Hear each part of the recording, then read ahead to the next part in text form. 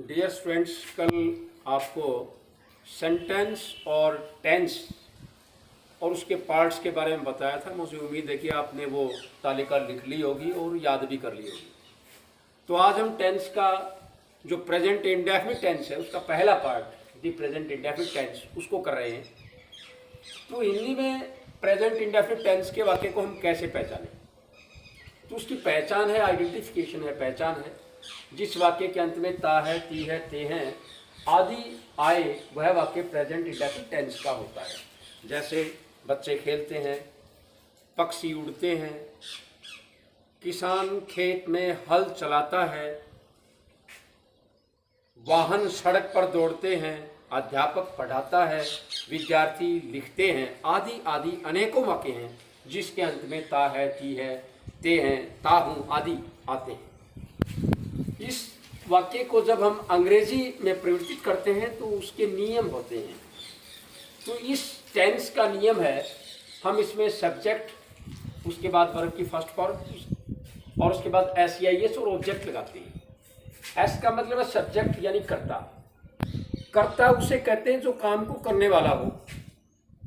Verb क्रिया, वह शब्द जिसमें किसी काम का करना या होना पाया जाए क्रिया कहलाता है।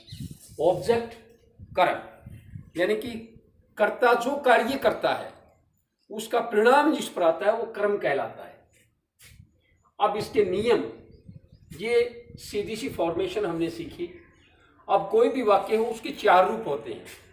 पहला होता है साधारण वाक्य, जैसे कि राम एक कहानी लिखता है, साधारण वाक्य है। इसकी दूसरी फॉर्म, सेकंड फॉर्म या सेकंड टाइप हम कहें इसका, तो वो होता है negative sentence, affirmative and after that negative.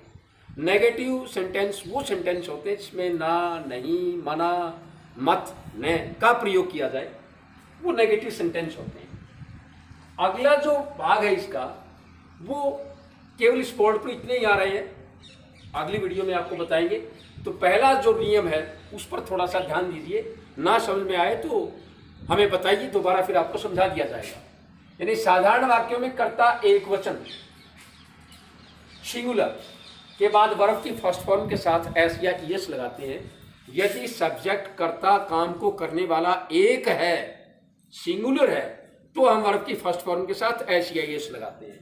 और यदि कर्ता बहुवचन है, प्लूरल है, तो वर्ब की फर्स्ट फॉर्म लगाते हैं, उसके साथ एस या ईएस नहीं लगाते और आखिर में ऑब्जेक्ट का प्रयोग करते हैं।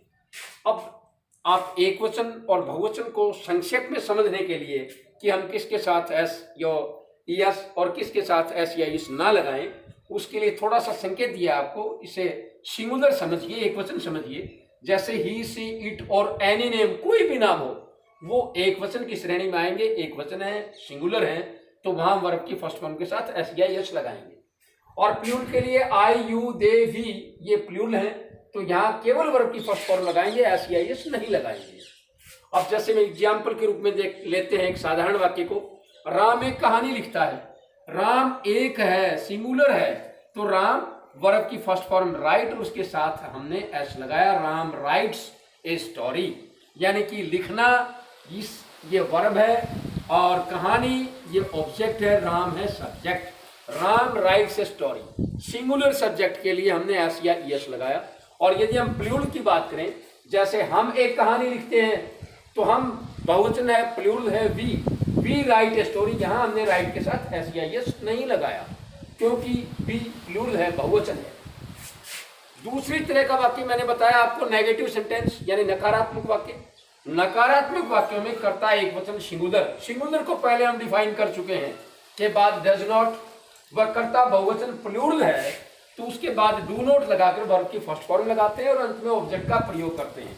जैसे राम एक कहानी नहीं लिखता है, Ram does not write a story, यहाँ वर्ब की फर्स्ट फॉर्म लगाई हमने, एस या ईएस नहीं लगाया क्योंकि डज नॉट का हम प्रयोग कर चुके हैं। Ram does not write a story. उसके बाद यदि बहुवचन हो, सब्जेक्ट कर्ता, हम एक कहानी नहीं लिखते हैं, we do not write a story, ये इसका अनुवाद अंग्रेजी में होगा। क्योंकि यहाँ कर्ता बहुवचन है तो उसके साथ हम डू नॉट लगाएंगे, यहाँ कर्ता एक वचन है तो यहाँ डज नॉट लगाएंगे। Next, wait for video. Dear students, अभी जो पहला वीडियो था उसमें मैंने प्रेजेंट इंडेफिनिट टेंस के दो यानी कि सिंपल सेंटेंस अफर्मेटिव और उसके बाद नेगेटिव को ट्रांसलेट करने के बारे में बताया था। अब जो तीसरी तरह का वाक्य होता है वो होता है प्रश्नात्मक वाक्य यानी कि इंट्रोगेटिव सेंटेंस।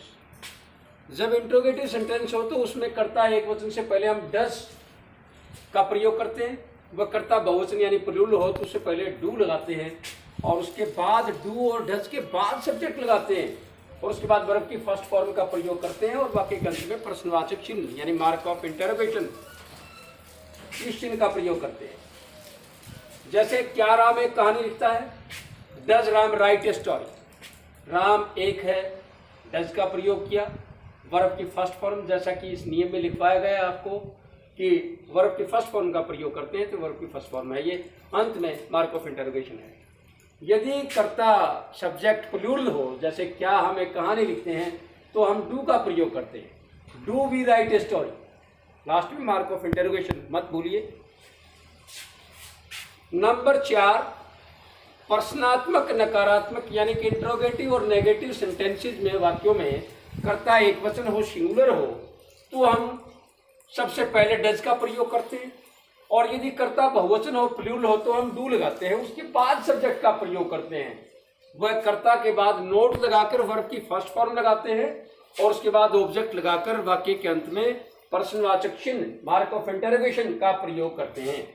जैसे क्या राम एक कहानी नहीं लिखता है, does Ram note write a story, does Ram एक वचन था, डज हमने पहले लगाया, राम के बाद हमने नोट का प्रयोग किया, डज नोट पहले कभी मत लगाइए, सब्जेक्ट के बाद नोट लगाइए, right a story mark of interrogation.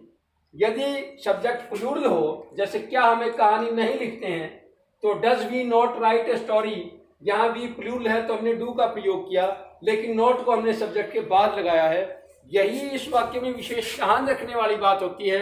गलती भी यही होती है कि विद्यार्थी डू नॉट और डज नॉट का एक साथ प्रयोग कर देते हैं जो सर्वथा गलत है। अब ये चारों पार्ट्स आपको हम समझा चुके हैं। आपको गृह कार्य के लिए कुछ वाक्य दिए जा रहे हैं जिनको आप ट्रांसलेट इनटू इंग्लिश यानी आप स्वयं उनकी अंग्रेजी लिख लेंगे। पहला वाक्य है मैं खेलता हूँ, दूसरा वाक्य है हम घूमते हैं, तीसरा वाक्य है वह प्रार्थना करता है, चौथा वाक्य है बच्चा नहीं रोता है, पांचवा क्या किसान हल चलाता है, मार्क ऑफ इंटरोगेशन। याद रखिए क्या किसान हल चलाता है, मार्क ऑफ इंटरोगेशन, इसको ध्यान रखिए। नंबर 6 माली पौधों में पानी नहीं देता है। नंबर 7 क्या आप अपना गृह कार्य नहीं करते हैं, मार्क ऑफ इंटरोगेशन।